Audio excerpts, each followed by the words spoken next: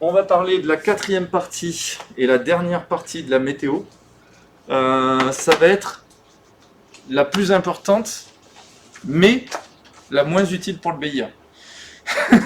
Donc pourquoi c'est la plus importante? Parce que ce qu'on va faire aujourd'hui, c'est ce que nous, en tant que pilote, on fait avant chaque vol. Et donc, pour le faire, on va avoir besoin d'utiliser tout ce qu'on a vu jusqu'à maintenant. Donc, quand je dis la moins importante, en fait, c'est pas vrai, parce qu'on a besoin des 3 autres parties pour pouvoir faire celle-là. Et le truc, c'est qu'au BIA, il n'y a pas beaucoup de questions sur cette partie qu'on va voir aujourd'hui, mais indirectement, toutes les autres questions, elles portent aussi sur ça un petit peu, donc voilà. Donc on va parler des cartes météo. Dans les cartes météo et dans tout ce qui est météo, on a 2 grandes catégories. On a tout ce qui est météo actuel et on a tout ce qui est prévision. D'accord? Donc on va commencer par la météo actuelle avec la carte qui s'appelle la TEMSI. Voilà. Et la TEMSI, ça veut dire temps significatif. Bon, au moins, les anagrammes, ils sont assez faciles à retenir. Ton masque, s'il te plaît, noir. C'est, par exemple, explicité dans la vidéo M41 de Aero Engine. Cette carte TEMSI, elle est donnée toutes les 3 heures. Donc ça, c'est un truc important à retenir. C'est toutes les 3 heures. Ok? Dans cette carte, je ne sais pas si vous y voyez bien ici, on va retrouver un certain nombre d'informations. On va retrouver quoi? Déjà, on va retrouver des zones particulières. On va retrouver ce petit symbole ici. Vous vous en souvenez? Du symbole comme ça là? C'est pas le brouillard, c'est le givrage. Ouais. Et là, c'est un givrage fort. Ok? Donc on va retrouver par exemple le givrage. On peut retrouver quoi d'autre? On peut retrouver ici, hop, et là on peut retrouver de la bruine. C'est la virgule. Vous vous souvenez, on les a vus la semaine dernière. On peut retrouver, tenez ici, le triangle à l'envers, les averses. On peut retrouver 3 barres comme ça, c'est la pluie. On peut retrouver le givrage, encore une fois. Est-ce qu'on voit on n'en voit pas d'autres là, ici? Ici, et là il y a un truc sympa. Celui-là? Vous en souvenez de celui-là? Comme ça, je le redessine. Ah, les orages. Ouais, ça c'est les orages. Ok? On retrouve l'orage ici, avec les averses encore. On pourrait retrouver ce symbole-là qu'on a vu la dernière fois aussi. Si je le fais dans le bon sens. Ça c'est quoi? Vous en souvenez ou pas? Regardez, ça c'était le V de averse. Et ça c'était le chapeau de grêle. Bien joué. C'est le chapeau de la grêle. Ok? Donc, vous voyez que tout ce qu'on a vu la dernière fois, en fait, ça nous sert pour lire cette carte. Et nous, à chaque fois on va faire tout à l'heure une prévision, je vous ai sorti celle d'aujourd'hui, on va essayer de regarder la carte et on va essayer de voir qu'est-ce qu'on peut lire. Alors là, je vais vous expliquer des trucs qui vont un tout petit peu plus loin que ce que vous avez besoin de savoir le BIA, mais juste parce que c'est intéressant et que ça, c'est le truc utile en tant que pilote. Ici, on va voir, ici, le 0, là, vous voyez? On nous dit à quelle hauteur va se trouver le 0 degré. Ouais. Une question du coup, là, les cartes, on les retrouve sur Internet. Ouais, sur Internet. Je vais vous dire après où est-ce qu'on retrouve tout ça, ok? On va trouver à quelle hauteur, quelle altitude se trouve le 0 degré. Ça permet de savoir est-ce qu'on a des risques de givrage par exemple. Ok? Voilà. Et ensuite, on va retrouver une dernière information dont on n'a jamais parlé. Je vais essayer de l'entourer ici. Le V 1,5. On va retrouver ici du V8 lock V5. C'est visibilité ça, hein? Exactement, les visibilités. Alors là sur cet extrait, il n'est pas donné. Vous verrez que sur celle que je vous ai donnée tout à l'heure, ça c'est la visibilité. Et ça veut dire quoi? V8, j'ai une visibilité à plus de 8 km, localement entre 5 et 8. Voilà ce que ça veut dire. Le lock c'est localement. On va avoir d'autres infos ici. Je ne sais pas si on y voit sur cette image. On n'y voit pas très bien. Hein. Non, on voit pas trop. Ok. Ici, alors je vais essayer d'en souligner un. Ici, il y a écrit SCT. Et ça, on verra tout à l'heure ce que ça veut dire. Ça veut dire Scattered Ici, on va retrouver du BKN, ça veut dire broken. Ça, c'est la visibilité du ciel, vous inquiétez pas, je vais vous le redire tout à l'heure. En gros, ça dit, est-ce que la couche nuageuse, elle occupe la moitié du ciel, les trois quarts, 0%. 0% c'est ciel bleu. La moitié, ça veut dire qu'il y a la moitié du ciel que je vois pas où il y a des nuages, ça commence à être un peu encombré. Les trois quarts, c'est-à-dire que de temps en temps, il y a un petit trou au milieu des nuages. Et complet, bah, c'est qu'on n'y voit rien, quoi. Il y a une couche de nuages complet, il y a une chape. Vous voyez un peu l'idée? Mais là, quand on dit 0,50 sur 0,20, c'est plus que compté là. Alors, 0,50 sur 0,20, c'est où que tu le vois? Donc, Ici, là? Non, là? Là? Alors, ici, le BKN. Alors, ce qu'on va faire, on va pas l'analyser ici, mais ça, c'est le bas et le haut. C'est de où à où. Et là, on parle de... j'arrive pas à voir sur le... C'est le type de nuage, de quelle hauteur à quelle hauteur il va, en gros. D'accord? Donc, vous inquiétez pas, on va le voir sur une vraie carte tout à l'heure. D'accord? Donc, voilà un petit peu cette idée. Il faut voir que quand on fait notre prévision météo, le premier truc à vérifier, c'est est-ce que j'ai pris la carte du bon jour avec la bonne horaire? Ouais. Parce que si je prends la carte d'hier, ça marche pas pour prédire ce qui va se passer cet après-midi. Ok? Et comme les cartes elles sont toutes les 3 heures, ben, si je suis dans la matinée, je vais prendre la carte de 9 heures. Si je suis à midi ou en début d'après-midi, je vais prendre la carte de midi. Et si je suis en fin d'après-midi, ben, je vais prendre la carte de 15 heures. Voilà un petit peu l'idée. Hein? Ouais, 9, 12, 15, 18. Voilà. Ok? Est-ce que ça va à peu près l'idée? Donc ça, c'est la carte TEMSI. C'est une carte de météo actuelle. Elle ne fait pas de prévision. Elle permet de voir le temps maintenant et le temps passé. Souvent, on en regarde 2 ou 3 pour voir est-ce que les choses bougent et comment elles bougent en avant. Ok? Ensuite, on va avoir la deuxième type de carte qui va être intéressant pour nous. Hop là. Donc on tourne la page. Ici, il nous rappelle un peu les symboles. Ah ben, vous voyez, je vous les ai fait réécrire. Les symboles principaux à connaître, ça va être la bruine, la pluie. Ensuite, averse et grêle. Le givrage. Ok. Bon, brune et brouillard. Et ensuite, ici, un qui retombe souvent. Turbulence forte et turbulence modérée. Voilà. Ces deux-là, ils tombent assez souvent. Et après, le reste, les orages aussi. Je sais pas s'ils sont mis ici. oui, ils sont à droite. Ah oui, voilà. Ici, l'orage. Alors attention, c'est pas vraiment un R, hein, c'est un truc comme ça. Ok? C'est bon pour tout le monde? Moi, je suis pas sous cours. Tu t'en rends compte que maintenant? Tu me fatigues. Je te l'ai donné la semaine dernière en plus. Hein. Vous êtes sûr? Ah oui. C'est le chapitre. C'est le chapitre 3. Vas-y, bon.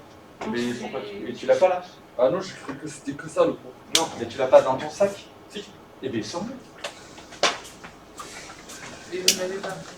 Non, mais c'est juste que j'avais cru que c'était que ça le cours. Ok.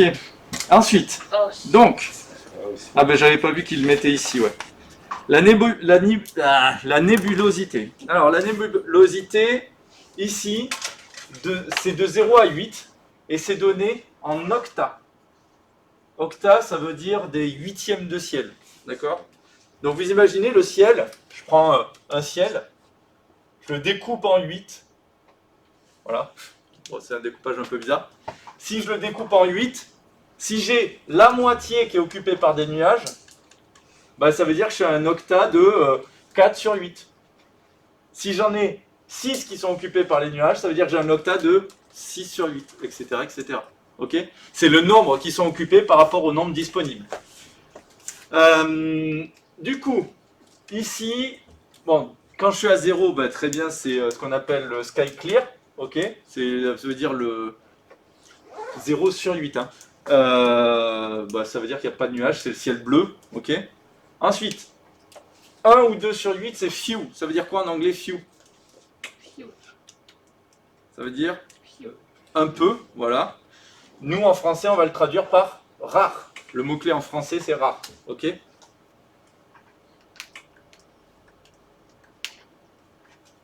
Quand on est à 3 ou 4 sur 8, c'est ce qu'on appelle scattered. Ça veut dire en français épars. Et par, ça veut dire quelques-uns, par-ci, par-là. Ok? Vous voulez que je l'écrive à côté, le par-ci, par-là? On peut le faire. Par-ci, par-là. Bah, vous voyez que je suis à 3 ou 4. C'est-à-dire qu'il y en a quelques-uns comme ça, mais ça fait des petites taches un peu partout. C'est encore quand même principalement un ciel bleu. Hein. On n'est pas encore arrivé à la moitié. 5 ou 7 sur 8, le broken. Là, on a le ciel qui est quasiment couvert, et de temps en temps, on a un trou au milieu des nuages qui nous donne un petit bout de ciel bleu. C'est pour ça que c'est en Bretagne. Ouais, ça peut être en Bretagne. C'est ce qu'on appelle fragmenté.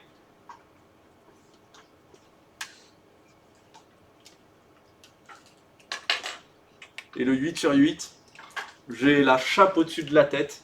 C'est complètement couvert, on n'y voit rien. Bah, c'est couvert. Bah, en vrai, ça ne sert pas grand chose de savoir comment le soleil, le ciel est. Parce que la plupart du temps, les avions elles volent au-dessus des nuages. Au-dessus des nuages. Si tu es en vol commercial, oui. Nous, on vole pas au-dessus des nuages. Enfin, on peut. Mais dans tous les cas, si on décide d'aller au-dessus des nuages, il faut pouvoir repasser en dessous. Sachant qu'on n'a pas le droit de les traverser. Et qu'on n'a pas le droit d'aller trop près. Donc si tu es par là, en broken, ça va être un gros risque de monter au-dessus des nuages parce que tu n'es pas sûr de pouvoir redescendre. Ah. Eh oui. Donc c'est pour ça que c'est important quand même. En vol commercial ou en vol aux instruments, C'est joli dire. au vol aux instruments, eux, ils peuvent passer au milieu des nuages, il n'y a pas de souci. Nous, en vol à vue, niet, hein, les nuages. Donc, ça c'est important. C'est encore plus critique pour nous que pour eux. Alors pour eux, c'est aussi critique parce qu'il y a tous les risques de gel, tout ça, mais pour nous, c'est encore plus important parce que si on est déjà rien que là, si on sait que chez nous, par exemple, c'est dégagé et qu'on peut passer au-dessus du nuage, on est content. Mais si on se retrouve dans une zone en broken ou en overcast, on ne pourra jamais redescendre. Enfin, pas en toute sécurité comme il faudrait. Ok? Et comme le but, c'est quand même de survivre en premier, ouais, idéalement. C'est bon? Ok. Donc voilà. Ensuite, on va passer à deuxième type de carte. La carte des vents. La carte des vents, c'est la carte vent et température. Du coup, ça s'appelle WinTem. C'est les cartes WinTem. À votre avis, ça veut dire quoi? Attention, c'est pas facile. Ouais. Wind, le vent et temp, top. Félicitations. C'était pas évident à deviner. Bravo. Donc, ici, on l'aura pour différents niveaux de vol, etc. Il y a 4 cartes par jour. Minuit, 6h, 12h, 8h. Vous voyez, c'est toutes les 6 heures, en fait. Il y en a moins souvent. Hein. Et elles nous donnent deux choses, ces cartes. Elles nous donnent, je vais zoomer un peu, hein. Hop là. Ces petits symboles-là, je ne sais pas si vous vous souvenez de ce que ça veut dire. Si je prends ce symbole-là, qui a deux barres comme ça, une barre comme ça. C'est pas 50. 50. Alors, c'est pas 50. C'est les... Nathan? C'est 25. 25, effectivement. Là, j'ai 10, là, j'ai 10, là, j'ai 5. Ok? Le 50, comme tu nous disais, est-ce que je vais en trouver un ici? Non, j'en ai pas ici, je vais en créer un. Un 50, ce serait ça. C'est un triangle. Triangle, c'est 50. Ça me donne une information dans quel sens souffle le vent. Ce qu'il faut voir, un truc qu'on ne fait pas attention souvent, c'est que le vent va dépendre du niveau d'altitude. Je ne sais pas si vous vous souvenez, je vous avais montré l'autre fois sur la simulation du site. Si je suis au niveau du sol, il peut y avoir un vent comme ça, mais dès que je monte, le vent il peut tourner fort d'ailleurs. Hein. Ouais. C'est quoi le maximum de capacité de vent, de vitesse de vent qu'on peut... J'en sais rien, dans les tempêtes, beaucoup. Mais non. Ah, nous, dans nos trucs à nous, 50 déjà, on va plus trop. Hein. Nous, en général, 20, c'est déjà, ça commence à être déjà pas mal. Donc ici, 25, c'est encore à peu près jouable, mais faut pas plus. Voilà. Suivant les avions, ça dépend de si c'est en face, ça dépend de plein de choses après. Mais en gros, je crois que c'est 30 déjà, c'est énorme pour les petits avions comme on a nous. Voilà. 50, c'est sûr qu'on joue Et là, pas. quand on a la flèche vers le haut, ça veut dire que c'est vers le nord, ça. Le vent, voilà, va vers cette direction-là. Le vent, il est en train de souffler depuis le sud-ouest vers le nord-est. Ouais. Mais 100 km/h ou mètres secondes? C'est une très bonne question. Un nœud. C'est en Nœud. nœud. Donc là, c'est 25 KT. kT, nœud. Voilà, en plus, Un KT, ça fait 1,6 km, je crois. 1,8. 1,8. Ouais. C'est bon? Donc 1 kT, c'est 1,8 km/h. Non, 6 km/h. Ouais. C'est bon? Ok. On voit une deuxième info, pardon. Il faudrait peut-être que je le finisse. La première info, c'est le vent. Mais dans Wind Tem, il y a aussi Tem, la température. Ici, plus 8 degrés. Et alors là, bien sûr, j'en ai pas d'exemple au tableau. Si j'avais une température négative, par exemple, je vais enlever le plus qui est ici. Une température négative, elle serait écrite juste 7. Oh. Attention, ça veut dire moins 7 degrés. C'est-à-dire qu'on ne met pas le signe devant. Ah, ça c'est con ça. On met le signe s'il y a un plus, on ne met pas de signe s'il y a le moins. Non, mais Qui est carrément l'opposé de ce qu'on fait en maths habituellement, quoi. En maths, s'il y a un plus, on ne le met pas. Par contre, quand il y a un moins, on est obligé de le mettre. Ben, sur ces cartes-là, c'est l'inverse. Donc, il faut y penser. Ok. Bon, après, on y pense assez vite quand on voit les plus partout ailleurs. Sauf à l'endroit où on a nos trucs, on y pense. Mais bon, faut penser à regarder ailleurs. Ça va l'idée? Cette carte-là, elle est donnée à plusieurs hauteurs. Alors, pourquoi? Ben, parce que quand je vais prévoir mon trajet, imaginons, je pars de Figeac, Yvernon. La piste, elle est à peu près comme ça. Et je vais aller à Brive. D'accord? Bon, mais Brive, la piste est à peu près comme ça aussi. Hein. C'est à peu près le même alignement par un hasard fou. Bref, je décolle. Touc. Je vais ensuite prendre ma trajectoire, blabla, et je vais finir comme ça. Ok? Bien entendu, quand je vais faire mon trajet, je vais pas rester tout le temps à 1500 pieds. Je vais pas survoler juste au niveau du sol. Bon, déjà parce que c'est pas intéressant. En termes de performance, c'est pas terrible. Et puis en plus, par rapport aux différents niveaux de sol, il faudrait qu'en permanence, je fasse gaffe à être pile poil à plus que 500 pieds du sol. Ça, on le verra dans le prochain chapitre. Donc, je vous fais un exemple. Imaginons Figeac est là, Brive est là. Au milieu, il peut y avoir des montagnes. Ok? Voilà. Ça, on va dire que c'est une vue en coupe. Et ici, il va y avoir la vallée de Rocamadour. Vraiment, je fais n'importe quoi, mais... Donc, je décolle. Et ici, qu'est-ce que je fais? Est-ce que je m'amuse à rester là? Ensuite, je fais ça, je fais ça. Là, je fais un peu ça. Hop. Ah non, attends. Juste pour pouvoir regarder bien et compter les vaches. Idéalement, on fait pas ça. Idéalement, on va faire plutôt un truc comme ça. Je monte, je suis en montée initiale, je continue, je choisis mon niveau de vol selon quelques règles de calcul et d'habitude. Je fais mon niveau de vol. Et après, je redescendrai. Ah, dommage, je peux pas monter les vaches. Voilà. Alors, en fait, on y voit quand même bien en haut. Et surtout ici, j'ai juste à maintenir mon niveau. Donc, j'ai pas à me stresser. Je peux gérer d'autres trucs. Notamment, on le verra dans la prochaine catégorie, quand j'arrive à Brive, il y a un contrôleur aérien. Donc, il faut que je le contacte pour lui dire ouais, je vais bientôt arriver chez toi. Je voudrais me poser. Je voudrais juste faire un passage. Je voudrais... Voilà. Oui. Nous, on voit la première de feet. À peu près Oui, le moyen. de 2000 à 4000 feet. C'est, on va dire, habituel quand tu restes en local. Pour nous. Ouais, quand tu restes en local. Oui. Moi, par exemple, l'autre fois, j'ai été faire le tour des monts d'Auvergne. Je suis monté jusqu'à 7000 feet. Ouais. Mais c'est pas, en fait, visuellement, c'est pas énorme. C'est pas 7000 feet par rapport au sol. C'était en altitude. C'était pas en hauteur. Ok? C'est le sol, quand tu vas vers les monts d'Auvergne, le mont d'Auvergne, c'est ça. Donc, tu as intérêt à choisir une trajectoire qui fait ça, quoi.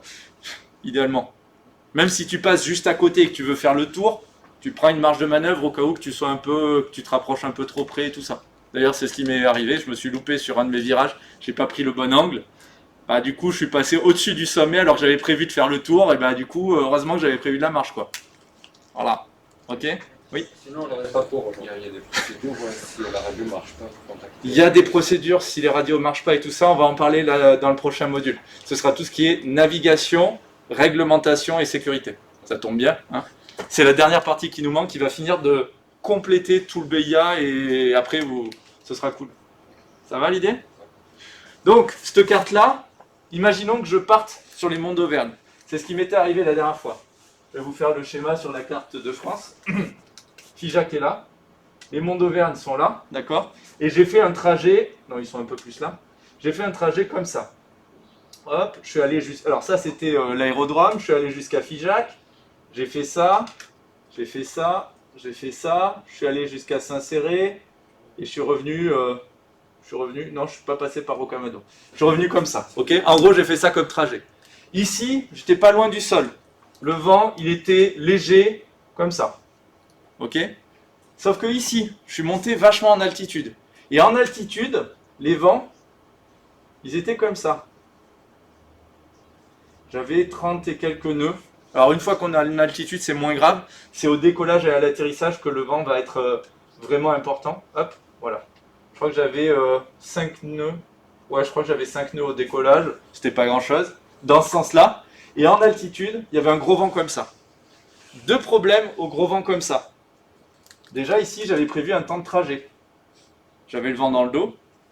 Ça a été beaucoup plus vite. Donc du coup, j'ai failli louper ce point-là, qui était une ville en bas de moi. Parce que j'avais prévu de mettre 6 minutes pour y arriver. Au bout de 4 minutes, j'y étais déjà, quoi. Voilà. Deuxième problème, ici, vous êtes d'accord que c'est une montagne. Qu'est-ce qu'on a dit sur un fort vent qui arrive sur une montagne? Derrière, ça fait des ondulations. Exactement. Donc imaginez, mon avion, il est là, vu de derrière. Là. Je suis en train de longer la montagne, le vent, il vient d'ici. Bah, le vent qui vient d'ici, au moment où je suis ici, là, le vent qui vient d'ici, il fait ça. Et là, il va avoir tendance à faire ça. Donc deux conséquences. Ici, beaucoup de turbulences. Premièrement, on l'a senti, hein, ça bouge bien. Deuxième conséquence, ici, il y a un rabattant. Et on l'a senti aussi. Hein. On a le vario, on regarde le variomètre, vous savez ce qui donne la vitesse verticale. Et on voit qu'on est en train de perdre de l'altitude alors qu'on est à plat. En fait, on ne perd pas de l'altitude parce que l'avion descend par lui-même. On perd de l'altitude parce que toute la masse d'air est en train de nous pousser vers le bas. Voilà. Voilà. Et donc, ici, quand j'ai fait ma prévision météo, il fallait que je fasse la prévision avec mon point de départ qui n'est pas très haut, mais aussi l'altitude. Ouais. Tu as une question, Corentin? Ah non, pardon. Ouais. Normalement, vous devez vous éloigner combien des mètres de... On le verra dans le prochain module, 500 feet. Ah, c'est ça. À peu près 500 feet. Après, il y a des règles qui dépendent des tailles des villes, des temps des trucs, s'il y a une autoroute, s'il y a des choses comme ça. 70 mètres. Hein? 70 mètres. 500 feet, ça fait pas 70 mètres. Hein? 500 feet. Ah, 500, j'ai cru 100 feet. Non, 500 feet. Oh. Non, ça fait plus que 150 mètres. Alors, c'est pas beaucoup, pas énorme. En termes de marge de manœuvre, c'est pas énorme, mais ça commence à faire un petit peu. Ok. Voilà pour la carte WinTem. Ok. Pareil, il faut penser à bien vérifier la date et l'heure. Attention, l'heure, ici j'ai oublié de le dire tout à l'heure. Si j'ai par exemple 6 heures UTC, ça me fait combien en heure locale? 7 heures en local. En heure locale. L'hiver on rajoute 1 heure, l'été on rajoute 2 heures. Bientôt ça disparaîtra, ça peut-être, donc je pourrais me mettre à jour, mais voilà. Ok. Donc les heures sont toujours données en heure universelle. Le U c'est pour universel. Est-ce que j'ai dit tout ce que je voulais dire? Oui.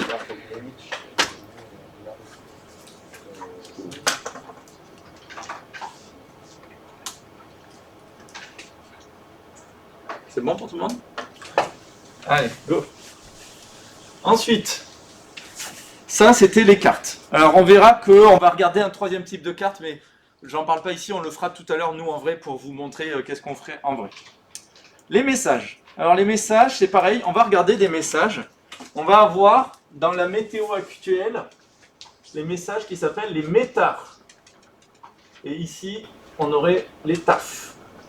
Métars, ça veut dire Meteorological Aerodrome Report ou Met Airport Report. En gros, c'est un rapport. Ici, report, c'est un rapport, c'est-à-dire un état actuel de la météo à un endroit donné, à un instant donné. Ok? C'est donc un message d'observation. Le message du métard, ici on vous donne tout le décodage, je vais vous l'expliquer rapidement. Je ne crois pas que vous ayez tout à savoir faire, mais c'est bien d'avoir un peu compris l'idée, et de toute façon on va le faire ensemble tout à l'heure. Le métard, déjà il dit que c'est un métard. Le premier mot c'est important parce que ici c'est un rapport d'observation, et là juste après on verra que c'est des prévisions. Donc il faut qu'on sache si c'est un message d'observation ou un message de prévision. Message, du coup ici, d'observation, le nom de l'aérodrome, d'accord? Alors ça veut dire que c'est en Europe, ça veut dire que c'est en France, ça veut dire que c'est une certaine zone autour de Paris, et voilà. Et ça, c'est le code complet de l'aérodrome. Est-ce que vous savez le code complet de Figeac, l'Hivernon? LFCP, je crois. LFCF, Lima Foxtrot Charlie Foxtrot. Ok? LFCF, c'est celui de Figeac-Livernon. Ok? Bon, vous n'allez pas à le connaître, mais c'est bien. Là, c'est pas le bon, hein. Ça, c'est celui d'un autre, je sais pas où. Ensuite, on vous donne deux choses. Ça, C'est la pression. c'est le numéro du jour. C'est le 10e jour du mois. Ok? Ensuite, on a, j'y vois pas ici, il y a marqué 1300Z. Ça, c'est l'heure. Attention, 13h, UTC. Hein? UTC. Voilà. Ensuite, ici, on décompose en deux. C'est vraiment important de décomposer en deux. Hop, hop. Il y a un vent de 2 nœuds qui vient de la direction 110 degrés. Alors 110 degrés, attention, je vous rappelle, ça c'est un cercle. Le zéro, il est où? Il est où? Non, pardon, c'est Non, ça c'est en maths. ça, c'est sur le droit. Non. Tout en haut. Non, ça c'est en maths. Pour nous, le zéro, il est toujours... Ah, il y a un angle complémentaire. Non, c'est juste qu'en aéronautique, le zéro, c'est le nord. Donc ici, ça c'est le 90 degrés, 180 degrés, 270 degrés, et ça va jusqu'à, ici, 360, enfin techniquement 359, mais bon, 360 quoi. Le 1 tour, ça fait 360 degrés. Du coup, si j'ai un vent qui vient du 110, mon vent, il est comme ça. Hop, ok? Et il a une puissance de 2 nœuds. Ça va l'idée? Ok. Ensuite, 0,5, 0, ça ici, je vais prendre un autre stylo, c'est la visibilité en fit. Ah, rapide. Ouais, en fit. Ensuite, on a ça, alors ça c'est particulier, on va pas en parler ici, on s'en fout. Et monsieur, C'est la visibilité de piste pour la piste numéro 33, droite. Ok? Oui. c'est 50 feet. Non. Déjà, il y a 2 zéros, ça peut pas être 50 feet. Pardon, c'est 60. C'est 5000. Non. C'est... Oui, c'est 500. Oui, pardon. Je confonds avec un autre message. Hein? Qu'on peut pas voler dans cette unité. Ça dépend. Bah, on avait dit la dernière fois qu'on devait avoir minimum 1 km et demi. Donc, Oui, oui. Ici, en fait, il faut bien voir que de toute façon, sur cette piste-là, nous, c'est pas une piste qu'on peut voler là. oui. La visibilité, elle est déjà trop pourrie. Ensuite, ici, on peut voir des commentaires particuliers. Alors, je vais juste faire une petite parenthèse sur ça. FG, c'est fog. Fog, c'est pas une distance, c'est le brouillard. Donc, on sait qu'il y a du brouillard. Ensuite, on nous parle du nuage. BKN, broken. Ok? Et ça, alors là, 003. 003, ça nous donne, en gros, quelle est la hauteur des nuages. 3 km. Ok? Ensuite, dernier truc, vous inquiétez pas, vous n'aurez pas tout à savoir hein, là-dedans. Ici, vous vous souvenez qu'on avait parlé de la rosée? Ici, on a deux températures. Ok? La première, c'est la température de l'air. Il fait moins 1 degré Celsius. Le M, c'est pour le moins. Et ça, c'est la température du point de rosée. Et elle est à moins 1 degré. Qu'est-ce qu'on peut dire dans ce cas-là? Il y a de la rosée. Ok? Ça veut dire qu'en gros, il y a du brouillard, quoi. Quand on est au point de rosée, ça veut dire que la capacité de l'air n'est pas suffisante pour... Vous vous souvenez, c'est la taille de la boîte. Comme ils sont à la même température, ma boîte fait pile poil 100%. Donc techniquement, il y a du brouillard. Vous voyez qu'il y a une certaine cohérence. Là, on a un des messages les plus durs possibles. C'est vraiment... vous allez voir tout à l'heure, je vais vous montrer les messages de cet après-midi pour Figeac-Livernon. C'est pépère à lire. Là, il y a tout. Ensuite, ici, on vous donne la pression en QNH pour cet aérodrome-là. Et ensuite, des trucs en plus s'il y en a. Alors, ça paraît compliqué. Mais vous allez voir, quand on va prendre des messages, les infos, c'est toujours les mêmes. Et globalement, si on ne sait pas, on va chercher dans un lexique, hein, savoir la décodage de ce que ça veut dire. On a le droit de... Alors, pour le jour du BIA, vous n'avez pas le droit d'avoir un lexique. Non, mais genre le jour de billet, d'accord, ok, mais genre quand on est en avion... Mais moi, quand je fais ma préparation météo, si je sais pas un truc, je vais chercher sur Internet. Non, ok. Parce qu'en fait, déjà, on n'a pas tout à savoir. Et ici, bon, les messages, tu vas voir que en fait, dès que tu en as lu 3-4, c'est toujours la même chose. Surtout par chez nous, où il n'y a pas des phénomènes météo, on n'a jamais des tempêtes, on n'a jamais de la grêle comme pas possible, on n'a jamais... Enfin voilà. Donc en fait, techniquement parlant, nous, on n'est pas trop embêtés. Par contre, si tu vas ailleurs, ou si tu prépares un examen théorique de pilote, là, c'est un peu plus compliqué parce qu'il va y avoir des messages beaucoup plus variés. Ok? Oui? Quand on dit Rocket 003, c'est 3 km d'altitude. Non, c'est jamais en kilomètres, c'est en feet. Donc c'est 3 feet là? Non, 300 feet. Qu'est-ce qu'il y a d'autre qu'il faut que je vous dise? Il faut que je vous dise un dernier truc. Ouais, en dessous, vous avez marqué deux codes qui sont importants. Oula, je dis NSC, j'écris NC. NSC, ça veut dire No Significant Cloud.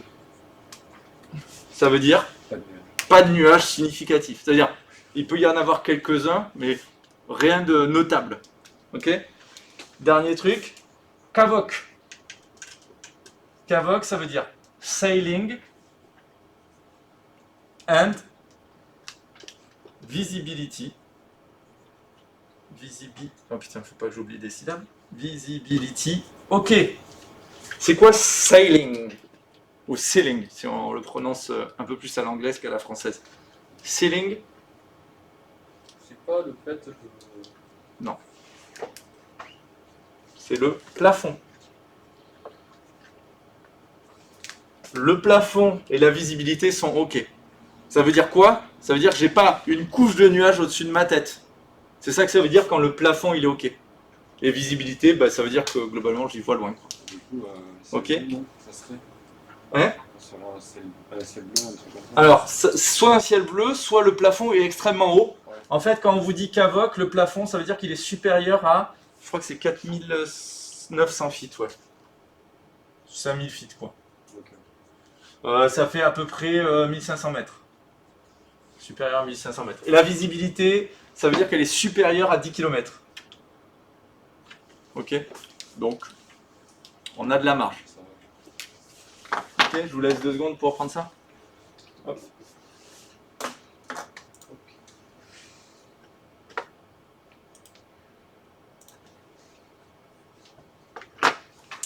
Je regarde juste un truc.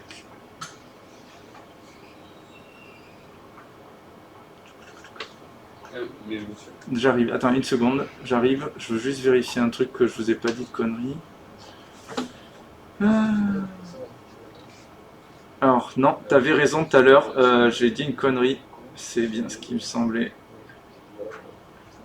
Ils sont chiants avec ça. C'est ouf que je cherchais. C'est quoi que je cherchais?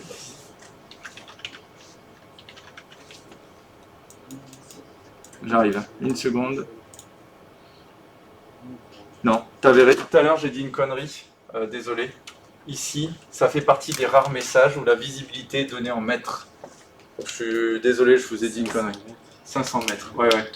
C'est le truc chiant en aéronautique, on parle toujours en feet, sauf quand on parle pas en feet. Voilà. C'est un peu débile, mais c'est comme ça. Hop, du coup, je voulais juste vérifier ça. Et ensuite, sur les...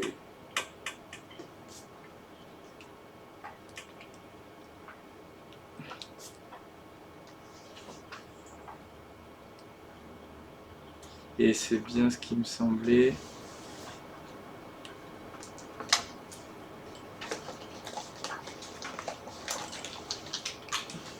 C'est par 100 feet. Donc là, ici, ce que je disais tout à l'heure, c'est que là, ça fait 300 feet. C'est des centaines de feet. Un peu comme quand on parle, vous savez, en niveau de vol. FL 100, c'est 100 fois 100 feet. Ok? Donc c'est débile parce que dans le même message, ils sont capables de mélanger des mètres et des feet.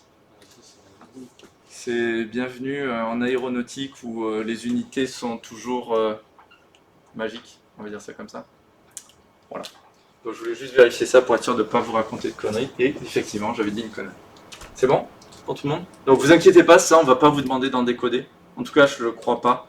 Mais c'est quand même important que vous sachiez un peu faire parce que bah voilà, en fait ça reprend quand même des notations qu'on a vues avant, donc c'est pas vraiment une surprise quoi. Voilà. Ensuite, on va parler du dernier truc et on aura fini pour cette partie. Alors dans ce tableau là, on vous donne un super tableau de la mort qui tue tout. Honnêtement, on s'en bat les couilles de 90% de ces éléments là. À la rigueur, on peut retenir TS, ça veut dire Thunderstorm. Voilà. Le FZ c'est pour dire verglaçant, donc on peut avoir une pluie verglaçante, comme tout à l'heure on avait un brouillard verglaçant. FG c'est pour fog, voilà. Brume, BR, bon. Voilà. Ensuite brume sèche, on s'en bat les couilles. Tout ça on s'en fout. Voilà. Donc si peut-être la pluie, RA pour rain. Voilà, la bruine, DZ, c'est drizzle. Et GR pour la grêle si vous voulez. Hop. Voilà un petit peu les trois à savoir. Le reste, honnêtement, on s'en fout. Hein? HZ, c'est un hertz. Quoi? HZ. C'est brume sèche. Ah, c'est quoi le hertz? Haze. Ça c'est haze. La brume sèche c'est haze. Mot que j'ai jamais utilisé dans toute ma vie, même pas en français déjà. Donc bon. Ok. C'est bon pour tout le monde? Donc ce tableau on s'en fout un peu, c'est pas critique. Hein. Ok? Ce qu'il faut c'est voir qu'il y a plusieurs trucs qu'on avait déjà vus sur les différentes précipitations et les différents types de visibilité. Allez. Dernier message. Le TAF. C'est un message de prévision. Ces messages ils peuvent être de deux grands types. Soit des tafs courts, soit des tafs longs, et c'est en général écrit dessus, donc c'est facile. Ça ressemble au métard, ils sont juste un peu organisés différemment, mais on va retrouver des infos quasiment les mêmes. Alors, ils sont donnés en UTC, bien sûr, c'est ce que je vous disais tout à l'heure. Ici, qu'est-ce qu'on peut dire sur ça? Vous voyez? Donc, normalement, il y aurait écrit taf, ça c'est le début du message, et ensuite ça. D'accord, ça commence forcément par le mot-clé. TAF, LF, LY, ça c'est le nom de l'aérodrome. En caractère OACI. 140800. C'est quoi? Comme dans le métard. Ouais, Timo? Voilà. Le 14e jour du mois. 14e jour du mois à 8h00 en heure UTC. Merde. À 8h UTC. Ok. Ensuite, il y a un truc qu'on n'avait pas dans le métard. Le métard, il nous dit, dès qu'on a l'heure et le jour, on est content parce que c'est l'observation quand est-ce qu'elle a été faite. Ici, on sait quand est-ce que ce message a été fait, mais ce message, il va nous donner une prévision. Donc il faut préciser de quand à quand il prévoit. Donc là, on a la prévision, ce sera pour le 14e jour du mois, de 9h au 14e jour du mois à 18h. Donc ici, vous voyez que c'est un taf qui dure 9 heures. Donc c'est donc un taf court. Il existe des tafs qui font toute une journée. Et donc dans ce cas-là, ce serait 14-09, 15-09. Vous voyez, ça dure une journée. Ensuite, on retrouve un élément qu'on reconnaît direct grâce à son unité. KT. Ça ne veut pas dire Kate, ça veut dire il y a du vent. C'est des nœuds. Alors, ici, est-ce que c'est des nœuds? Ça vient du 320 ou ça vient du 32? Ça vient du 320. Il y a toujours 3 chiffres pour donner la direction, vu que ça va de 0 à 360. Et ensuite, ici, donc il y a 10 nœuds de vent du 320 degrés. Putain, vient de nord-ouest. Nord-ouest. Même nord, plus nord que ouest. Hein. Exact. Ok. 909, je vais changer de couleur, pardon. 9999. Ah, ça on l'avait jamais vu. Ça c'est la visibilité. Tout à l'heure on avait vu que c'était 500 mètres. Quand on a 9999, c'est parce qu'on n'a que 4 chiffres. Donc là ça veut dire supérieur à 10 km. Vu que c'est en mètres cette visibilité. Hein. Vous vous souvenez que c'est une unité en coup. Bref. Voilà. Ensuite. Ah, là, ça devient intéressant. Scattered 025 CB. Alors, oui. 3 ou 4 sur 8. Le ciel n'est pas rempli, on a des apparts. Épars. Ouais. Épars. Épars. Ouais. Donc il y en a des petites touches par-ci par-là. Et on Un a petit peu, mais. 0,25 84. Alors, c'est quoi CB? Ah, est-ce que vous vous souvenez des codes des nuages? Retournez dans le tableau où on a vu tous les nuages. Voilà. Cumulonimbus. Ah ouais. C'est le Big Boss. Ok. Et 0,25, ça veut dire, je prends 25, 0,0.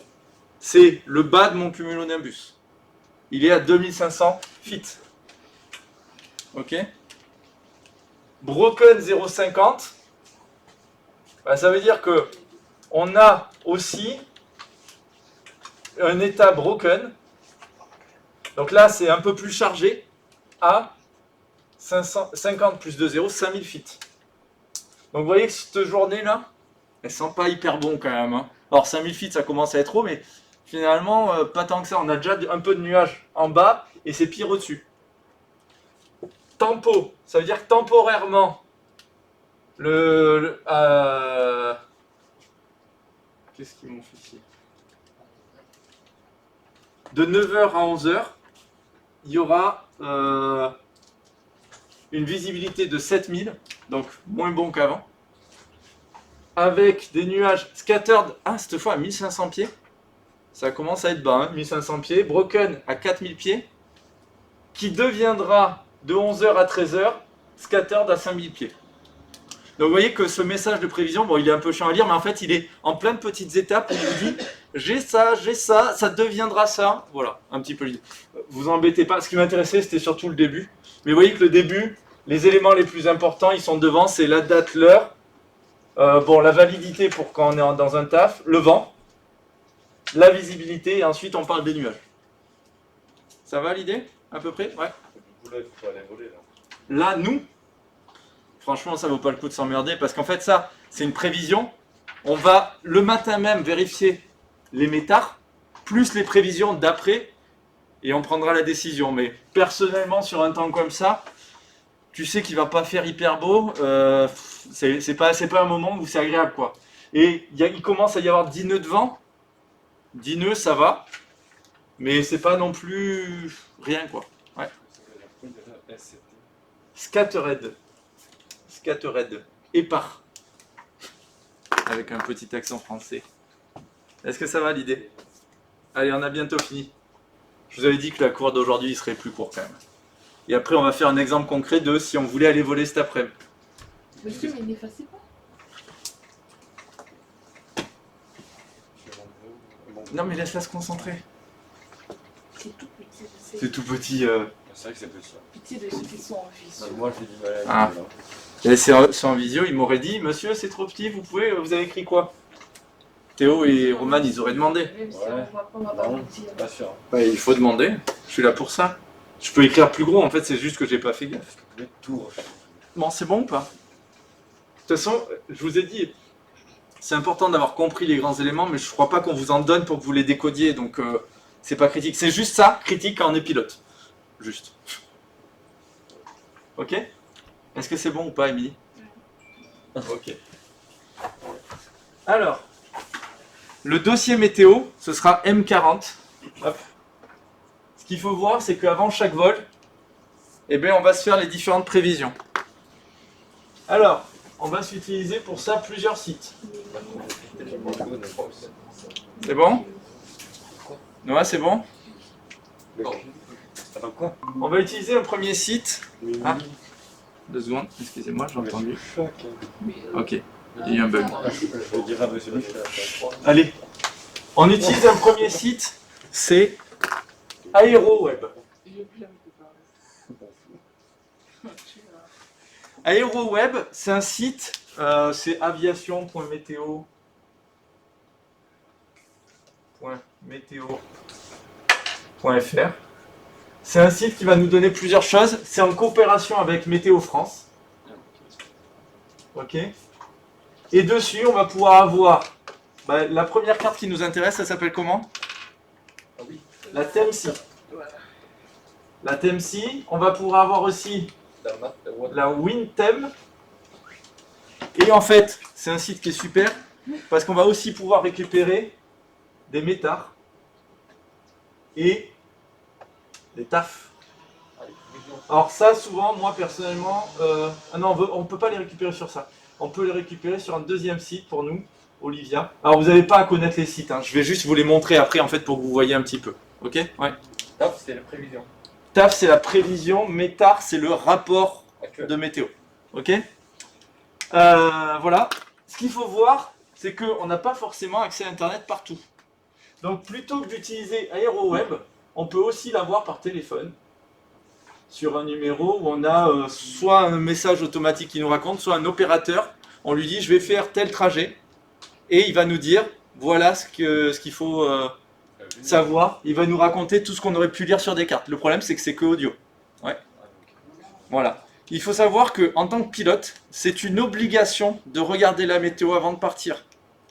Alors, il n'y a pas un gendarme qui va dire est-ce que tu l'as regardé? Mais en cas de contrôle, on peut te contrôler dans un aérodrome. On va te demander si tu as le rapport météo imprimé. Donc en fait, même quand on part, ce que je vous ai donné ce matin, c'est obligatoire de l'avoir soit en version PDF sur un iPad, soit en version imprimée dans son carnet de vol. Quand je vole, moi j'ai ça, plus une pochette à côté. J'ai ici, on le verra la prochaine fois, bien entendu, j'ai ma carte.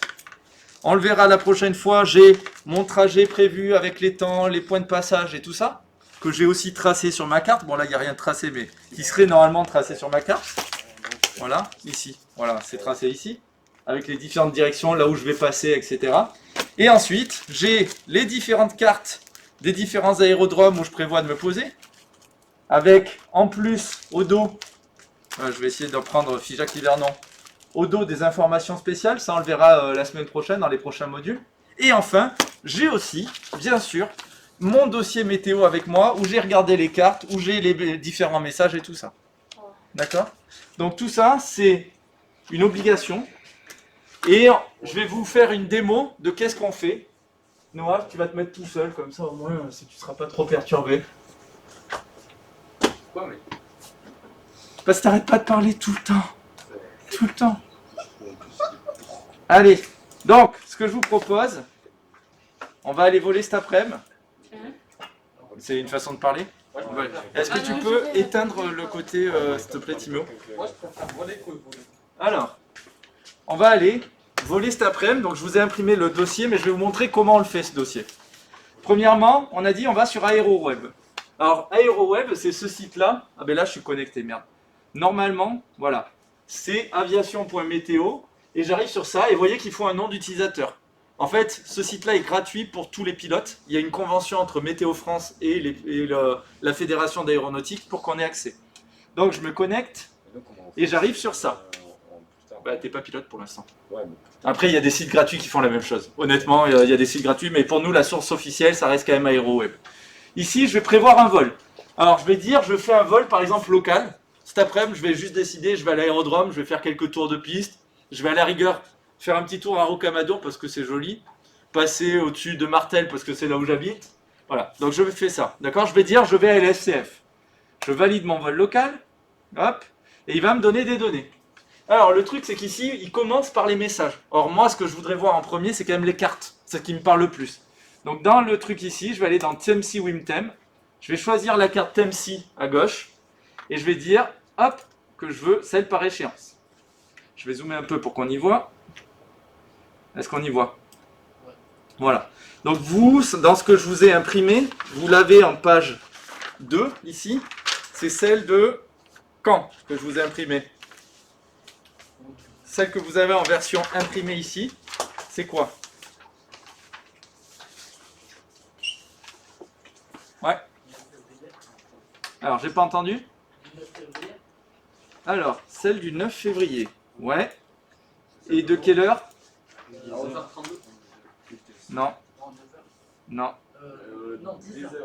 Alors, je vais m'afficher ici, je vais tourner ma page, pivoter à droite. 11h32, je crois. Non. Pourquoi 10h32? Allez, 11. Quoi? Ah non, Non. on a même une date en fait.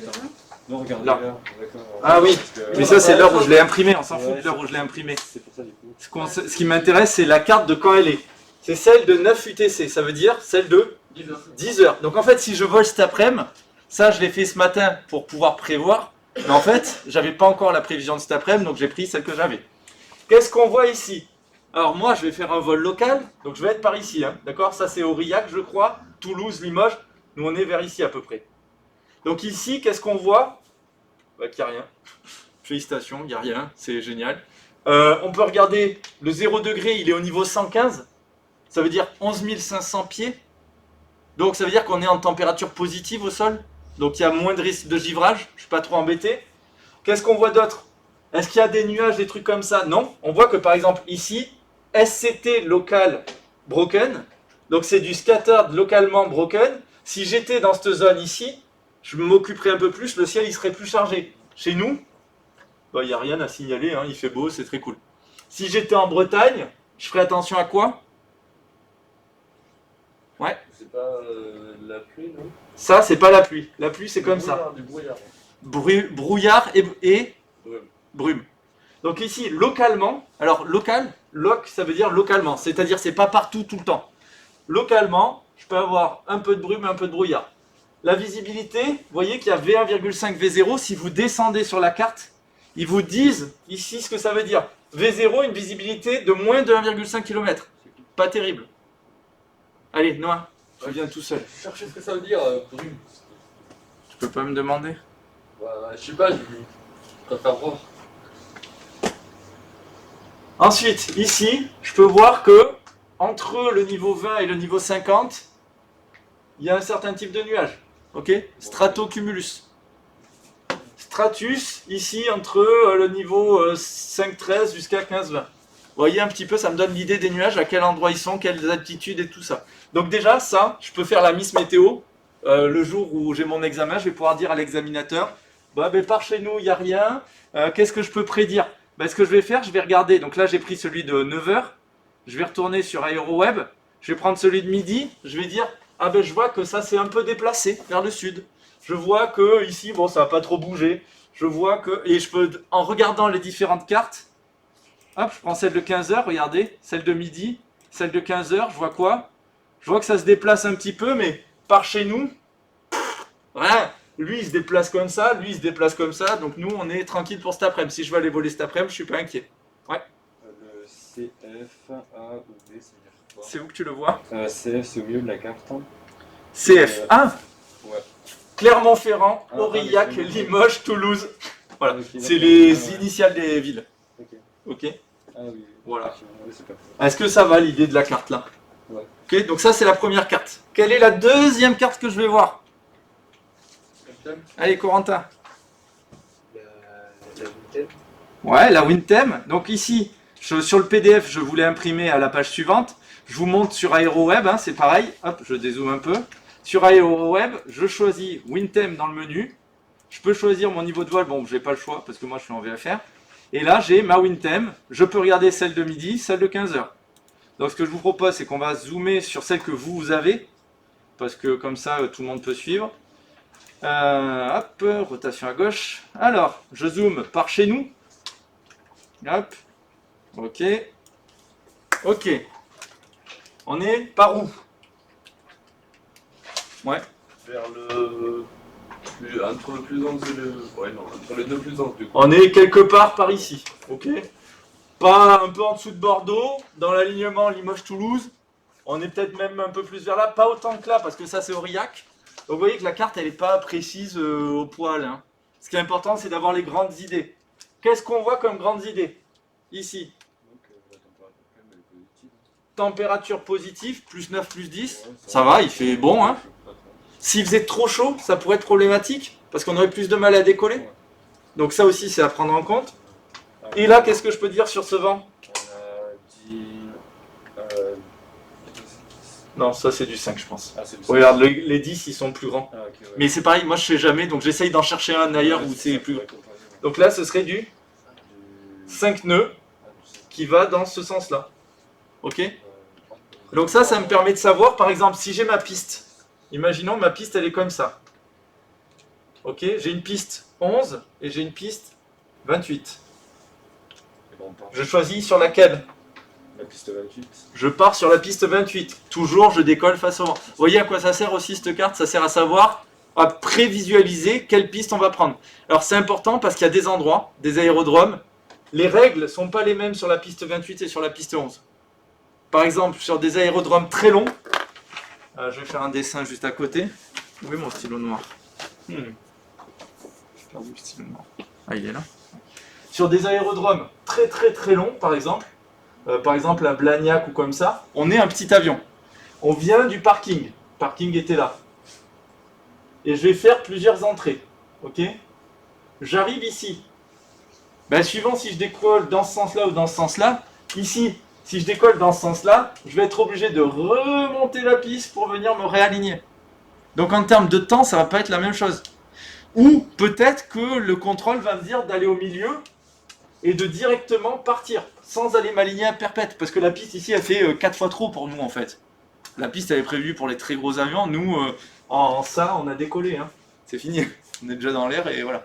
Donc vous voyez un petit peu l'idée. Ça sert à prévoir ce genre de choses aussi. Ouais. Bah, c'est une question que je cherchais, mais je n'ai pas trouvé la réponse. C'est quoi la différence entre le brume et le brouillard? Ah on l'a vu la dernière fois. Est-ce qu'il y a quelqu'un qui peut répondre? Il a posé une question sur Radar. Ouais, Nathan? Je crois que c'est une différence de distance. Ouais. Je crois que la brume, t'as. Je me rappelle plus. Supériorité à 1 km, c'est ça, non? Voilà. Je crois que c'est 1,5 km. Je vois moins que 1,5 km et le brouillard, On voit plus, on est entre 5 et. 1,5 et 5 km.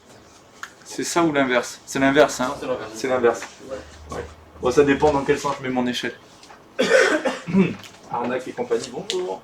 Bon, voilà un petit peu l'idée, ok? Donc il y en a un qui est beaucoup plus dense que l'autre.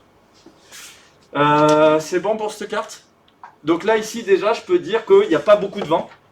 Bonne chose en soi, parce que c'est plus simple de décoller et d'atterrir. Voilà. Je vois qu'en termes de température, il fait pas trop froid, mais pas trop chaud non plus. Donc mes performances avion seront plutôt bonnes. Et je vois que je suis pas trop embêté. Ça, cette carte, elle est donnée pour une certaine altitude. Vous voyez que là, là, elle est donnée pour ici. FL20. Attention, FL20, ça veut dire quoi? 2000 feet. C'est toujours en feet, il n'y a que la visibilité qui est donnée en mètres pour des raisons bizarres. Ok? 2000 feet. Et si vous regardez, vous avez deux petites cartes en dessous. Elles sont toujours plus petites. Hein. C'est quoi? C'est le 50 et 100. Donc en fait, ça me permet de savoir quoi? 50, c'est le 5000 feet. Et le 100, c'est le 10 000 feet. Ça me permet de donner un peu plus en altitude. Et si vous regardez, si vous retrouvez les villes, Limoges, Toulouse, Aurillac, on est quelque part par ici, qu'est-ce qu'on voit? On avait un vent qui venait du sud-est. Et là, on a un vent qui vient complètement de l'ouest et qui fait 10 nœuds. Et si je vais au niveau 100, regardez, j'ai du vent qui revient complètement du sud-ouest, ici, et qui fait 15 nœuds. Et les températures, il fait plutôt 2 degrés ici. Vous voyez l'idée? Donc c'est intéressant de savoir aller lire un petit peu les différentes cartes. Ok? Ça, on va vous en demander un petit peu, de temps en temps. Ok. Maintenant qu'on a fait les deux cartes, on va aller voir les messages. Les messages AeroWeb, ici, ils me les donnent pas forcément. Je pourrais les avoir normalement quelque part. Je suis pas très doué avec ça. Je vais utiliser un deuxième site, c'est ce que je vous disais tout à l'heure. J'utilise Olivia. Bonjour Olivia. Hop, j'utilise mon compte, encore une fois, son compte. Hein. Je dis mon projet de vol. Mon vol, c'est le 9 février. Là, il m'a prévu 14h15. Attention, c'est en UTC. Donc ça fait 15h15. Je vais mettre que je veux voler plutôt en fin d'après-midi à 17h. Donc je vais mettre 16h15 VFR et je vais mettre le départ LFCF. Je vais mettre que LFCF, je m'en fiche. Il me fait le traitement. Voilà. Et normalement, hop, qu'est-ce qu'il me dit? Ok. Ah, aérodrome de destination. Il veut que je lui donne un aérodrome de destination. Ben, je vais en local, donc je vais remettre LFCF. Voilà. Et là, il me dit, c'est bon, j'ai enregistré tes paramètres de vol. Tu peux aller dans le menu. Je vais dans le menu, météo, et je vais aller... Alors, je peux re-avoir, si vous voyez, la TMC ici. En fait, c'est un lien vers la carte qu'on a vue tout à l'heure. Hein. Sauf que celle-ci, elle est en couleur, apparemment. Je ne sais pas si c'était en couleur tout à l'heure ou pas.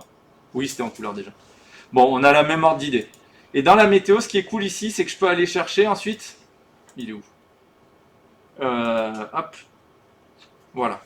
Sur le trajet, il va me donner métard et taf de qui? Je ne sais pas si vous le voyez. LFSL, Brive-Souillac. Alors, je vais zoomer parce qu'on n'y voit rien. Je vous ai imprimé, moi, directement, celle que j'avais sur AeroWeb. Donc, on va partir directement sur les métard et taf de ce matin que j'ai imprimé pour AeroWeb. Vous voyez que ici j'avais prévu un vol, j'avais prévu le vol Figeac-Brive. D'accord? C'était juste pour montrer un petit peu un exemple. Je vais regarder Brive-Souillac. Alors, qu'est-ce que je peux dire sur ce message? Allez, Corentin. Le métard, c'est le métard de qui? Alors, LFSL, c'est Brive. Ok? De toute façon, on était sur celui de LFSL, ici. Qu'est-ce que tu peux me dire? Il a été fait... Le 09 Ouais. à 10h30. À 10h30. Attention, UTC, c'est-à-dire à 11h30, en gros. Normalement, quand je l'ai imprimé, il devait être plutôt 11h30 que 10h30. Auto, ça veut dire que ça a été généré automatiquement. En fait, eux, ils ont carrément une station météo qui émet des métards et des tafs régulièrement. Ensuite, ça, qu'est-ce que tu peux m'en dire? Degré 150, 7 nœuds.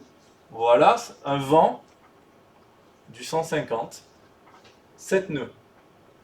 Ok? Ah, ok.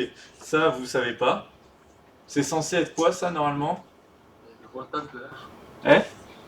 Bah. C'est censé être la visibilité. Alors, ensuite, ce qui nous intéresse, c'est ça. Mais ça c'est ok. La visibilité est ok. Alors, c'était quoi? Qui est ok. Plafond plus visibilité. Ok, voilà. 11,01. Est-ce que tu t'en souviens de ça? Ah, oui, c'est le. C'est le. Enfin, c'est la température de rosée. Alors non, le 11 c'est la température actuelle. Et la deuxième, effectivement, tu as raison, c'est le point de rosée. Du coup, est-ce que j'ai un risque de brouillard ici? J'ai pas entendu. Ah non, ok. Ok. Ça c'est quoi? Vous en souvenez les autres? Ouais. C'est la pression QNH. QNH, ouais. C'est la pression QNH. Ensuite, NOSIG, pas de nuages significatifs. Cool. En gros, là, est-ce que c'est un moment où j'ai envie d'aller voler? Franchement, c'est cool. Hein.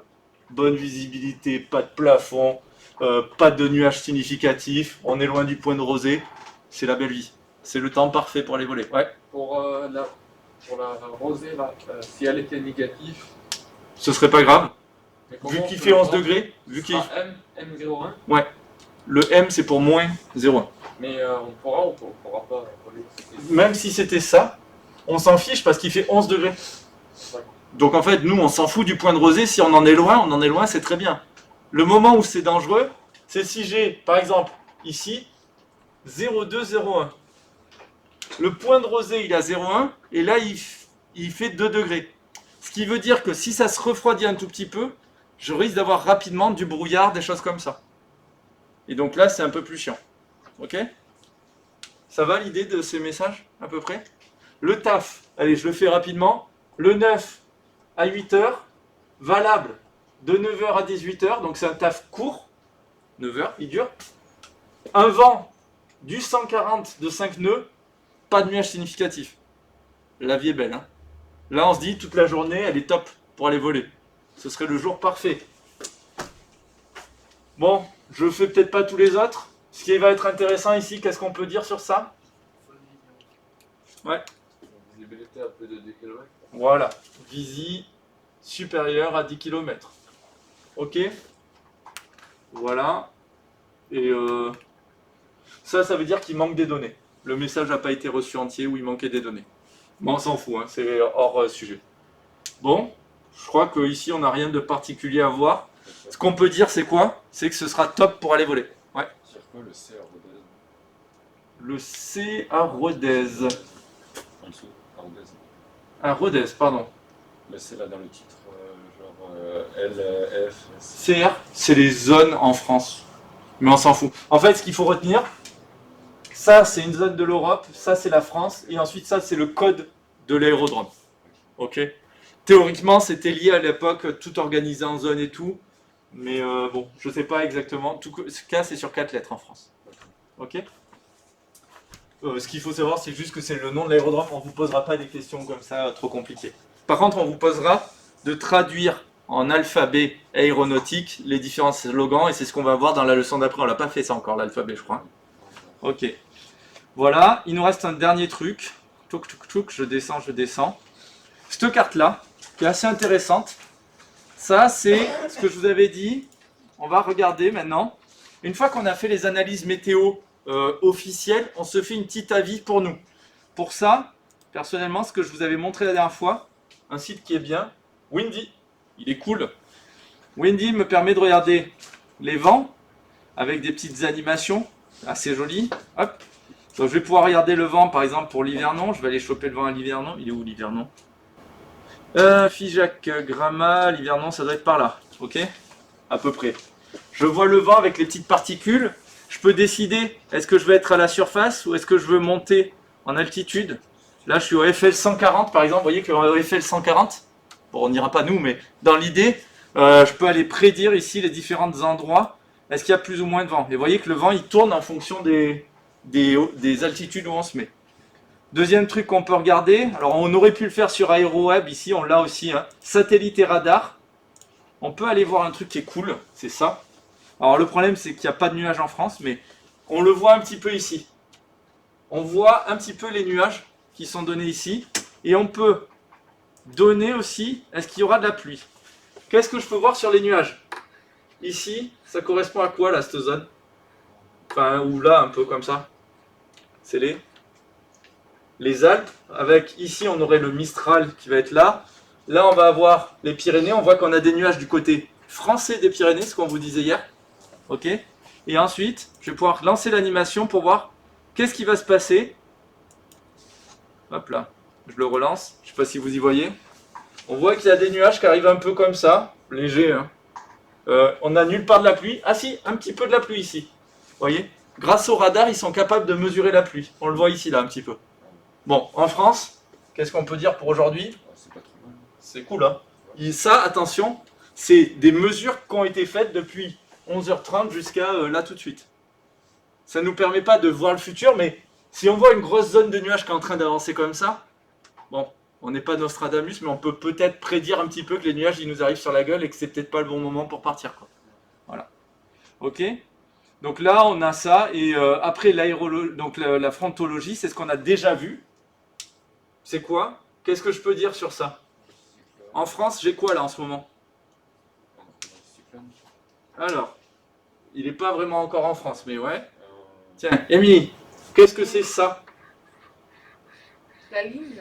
Ouais, la ligne bleue. C'est un front froid. Donc ici, j'ai un front froid. Ok, donc je peux prédire que des fois, un front froid, il peut m'amener un certain type de nuage. Et ici, c'est quoi ça? C'est une occlusion. On revoit bien ici d'ailleurs, autour d'une dépression, on voit le front froid, le front chaud, d'accord? Le front froid va toujours plus vite que le front chaud parce qu'il est plus lourd, et l'occlusion qui s'enroule autour de la dépression. C'est cool, hein? Voilà. Bon, est-ce que vous avez des questions sur ça? Oui, moi j'ai une question. Ouais. Juste par rapport à l'anticyclone et la dépression nord et sud, quand on dit que ça vient de nord, Ouais. c'est quoi le sens? C'est vers le bas ou c'est vers le haut? Alors ta question, je la comprends pas. C'est pas la question. L'anticyclone et la dépression, alors justement, c'était ma question. Le vent qui est ici, il va vers quel côté? Bah voilà, Vers là-haut. Timéo, le nord. comme ça? Nathan? Non, aucun des deux. Ah, oui, je crois que ça va. Ouais. Part comme ça un peu. Vers comme ça un peu? Non, de l'autre côté. Comme ça? Non, de l'autre côté. Comme ça? C'est ça? Ouais, je dirais.